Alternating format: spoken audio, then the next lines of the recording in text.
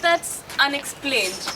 A lot we don't really know why and how of, but a lot of what we understand about and think about this site is conjecture, very good guesswork. Some information about this site is from contemporary sources.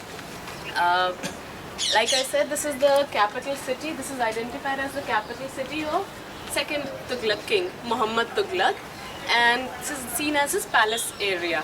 But as you can see, there's not much left. You go to Red Fort, there's much more there in terms of a palace area. You see a court, you see a little bit of residential apartments. So you get a fair idea of how people might have lived. This is where they worked, etc. In this case, it's just broken walls, foundations. So it gets very, very difficult to actually imagine how this place might have looked like and how did they actually work here. What sort of a building was it? If you compare it to Tughlaqabad, it's massive. It's absolutely massive, Tughlaqabad there. And compare it with this site here, this is rather puny in terms of what's left. But the little bit of idea we get about this area, one of the main sources is a chap called Ibn Battuta. Yeah? He has been recently made famous by a Bollywood song. The title song of the movie Ishqiya had Ibn Battuta in its wordings, yeah. It went something like Ibn Battuta pehen ke joota, bagal mein joota, yeah. And the song, and the song itself is actually an inspiration from a Hindi poem by a poet called Sarveshwar Dayal Saxena. It's a poem for children which uses Ibn Battuta's name, yeah, and rhymes on it. So Ibn Battuta is actually a Moroccan traveler, and he travels all over West Asia, South Asia, and goes on to China and the Far East. He is here when Tughlaq II is ruling, and he stays at the court of Tughlaq II for a fairly long time and writes about his experiences. His travelogue is called Rehla. It's in Arabic, and it's a very, very interesting account. It's not an officially commissioned work, so you get a fair idea of what's happening, along with very, very personal comments, very, very personal commentary on what he sees and feels. Now, Ibn Battuta is the chap to describe this city vividly. He's probably the only fellow whose descriptions allow us to reconstruct how the city of Jahanpana might have been like. So he says that Delhi at this point of time, during the time of Muhammad Tughlaq, is the largest city not only in India but the entire Islamic East. So that's a big, big statement to make. And he says that Delhi is it's a fortified city with 28 gates. All these gateways have granaries, they have big rooms, they have passages for soldiers to walk on their horses, storerooms, all of it. And you do get evidence of this, especially in Tughlaqabad. Not so much in Jahanpana because there's not much left of Jahanpana, but if you try and read this evidence a little back into time, you get some sort of these features, similar features in Tughlaqabad at least. So that's why we consider him fairly reliable when we are talking about this particular city.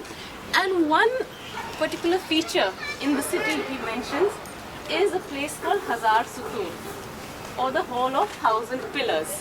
Hazar, what did you say? Sutun, S-U-T-U-N. Hazar Sutun. Yeah. Hazar is thousand, Sutun is a hall, a pillared hall. Now, this is the public audience hall of the king. This is Tughlaq II I'm talking about. And this site where we are standing, this is where it has been identified as. Now it's all grass all around, and I know it's a little hard to imagine a hall of 1,000 pillars somewhere here. But when the grass isn't around, you can actually see pillar bases around the ground here. So it might have, yeah, this is something like that. So you can actually see square bases on the ground, where which would have acted as support for pillars, yeah, the foundation for pillars. And the Hazar Sutun is believed to have been somewhere around here, extending to the point where we have just come from, the point where we started our walk from. Now this is a public audience hall, and the word Hazar Sutun is more like it's you could say a generic term and a little bit of an exaggeration to indicate a very very big hall. It didn't necessarily have 1,000 pillars. Nobody really went about counting them. But the idea is to convey the message, the impression that it's a very very large audience hall. So there were emperors before Muhammad Tughlaq who have had Hazar Sutoons in their palaces. Now, Hazar Sutoon has very, very vivid descriptions in Ibn Battuta's travelogues. He says that it's not only massive, but it's all made up of wood. So the pillars which we are talking about, the 1,000 pillars which are referred here, they're all in wood and they're profusely carved and they have a wooden ceiling. So that's probably one of the reasons why it hasn't survived. It's very, very difficult to, preserve over centuries.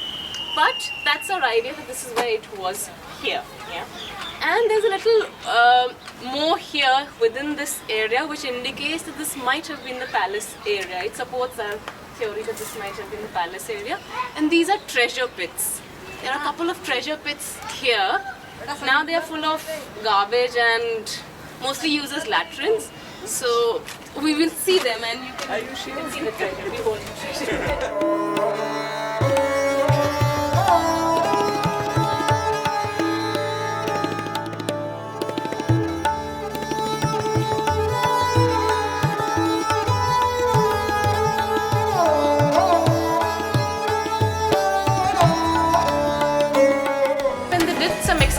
Here they found some precious material here, some stones, some gold coins. So that's why they guessed that this might have been treasure pits. And because it's just slightly below the ground level, there might have been a false floor here. So using all the information and experience from detective novels I've read, this is the best guess I can make that yes, these might have. It's not a poor guess to say that this would have been some sort of a treasure pit here. So this area you see, the hall we are standing in, is all part of the palace complex. But the only problem is it hasn't survived very much, so it's a little hard to imagine.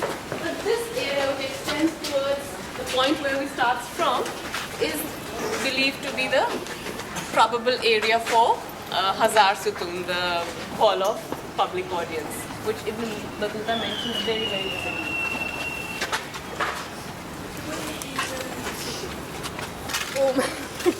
Well, the public audience hall for one, but like if I look at this and try and tell you that this is where his throne was, I'm just guessing, yeah. Not necessarily. Some of it would have been his residential area as well, because this is the only palace area we have found for him. So parts of it would have been residential, parts of it would have been official.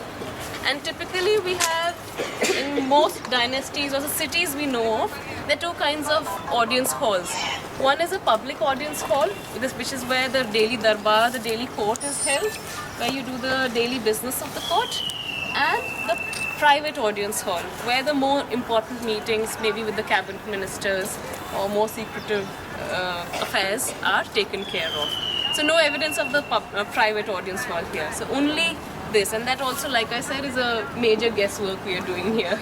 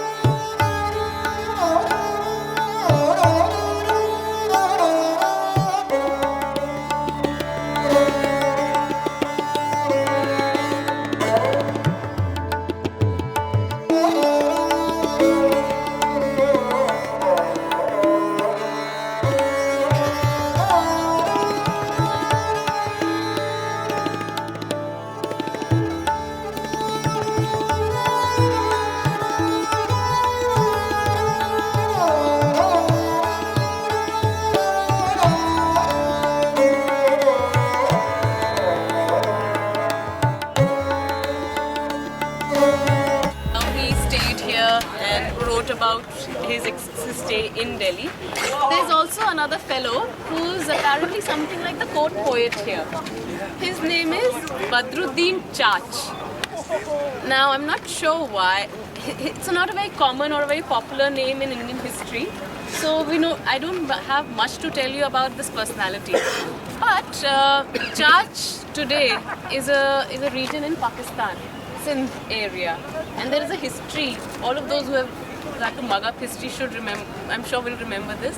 So one of the sources of the Sindhi region is a history called Chach Nama. It's the history of the Sindh region there. So there's this fellow called Badruddin Chach, who is something like a court poet for Tughlaqs. So he's obviously composing nice long poems, all praising the king and how grand his capital city is, and generally how fantastic and rich and glorious the rule of Muhammad Tughlaq is. This is Tughlaq II again. So Badruddin Chach writes about this city, but he doesn't call it Jahanpana. He calls it Khurramabad. I'm not sure where does this term come from. You don't hear of it anywhere else, but in the references by him.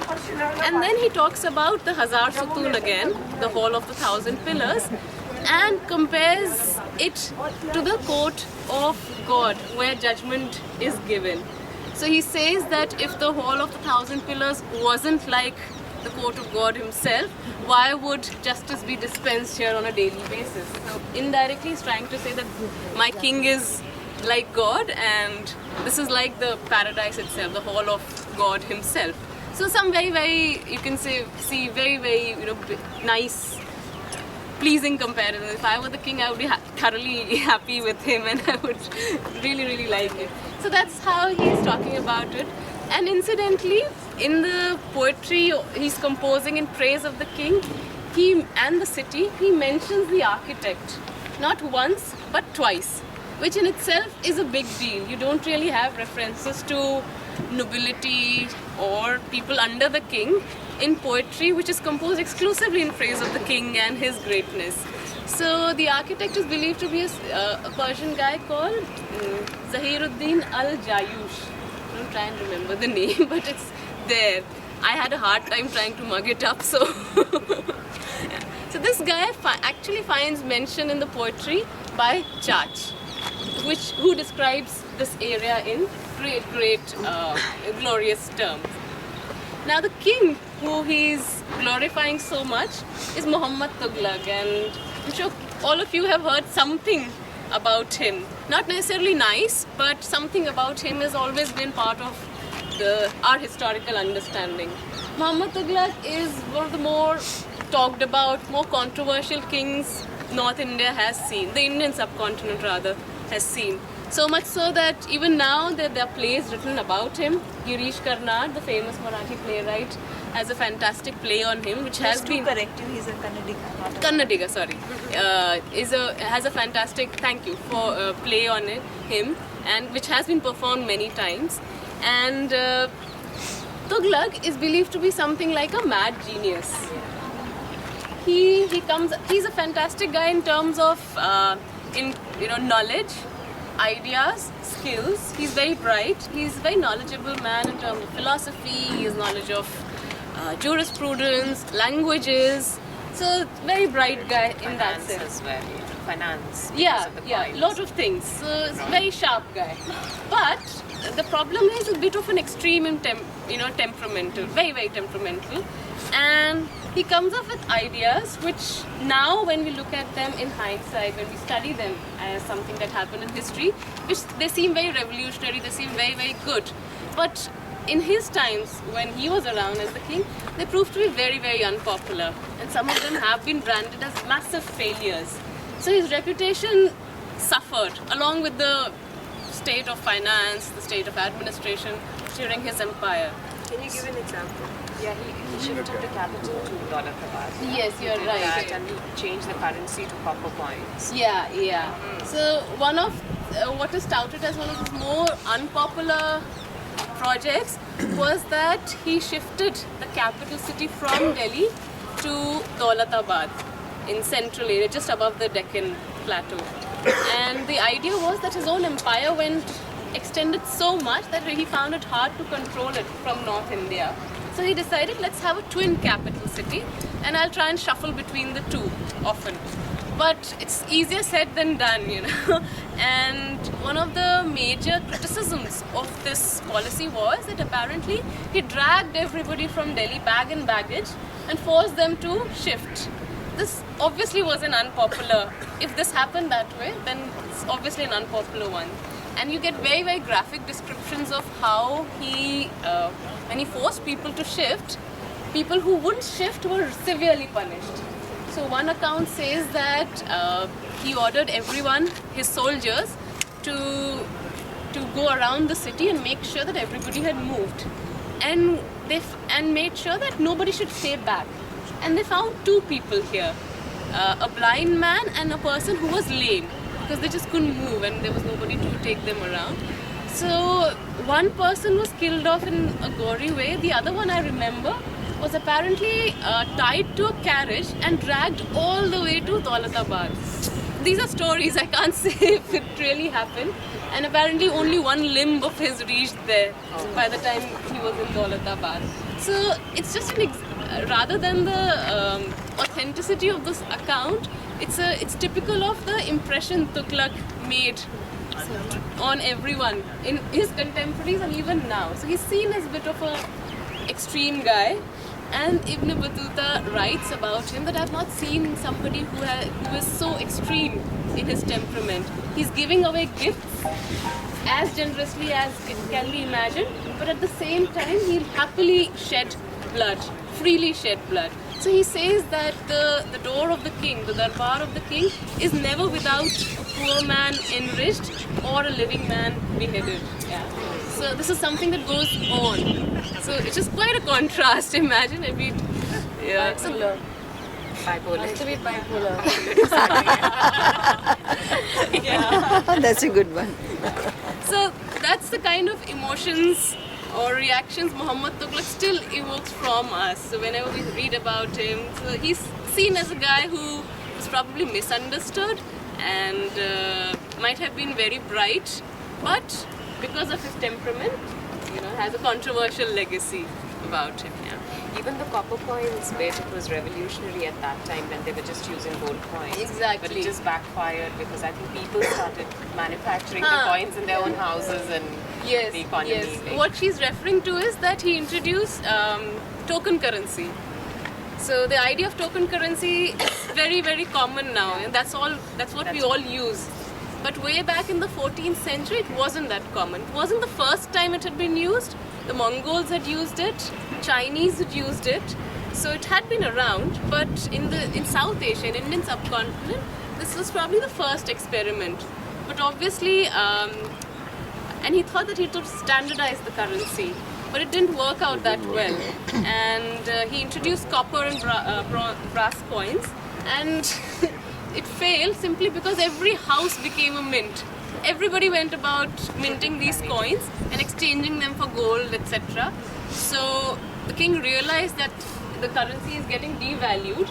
So he asked for everybody to submit every currency they had, all these copper and gold, bronze coins. Now the problem was he had to obviously pay something in return.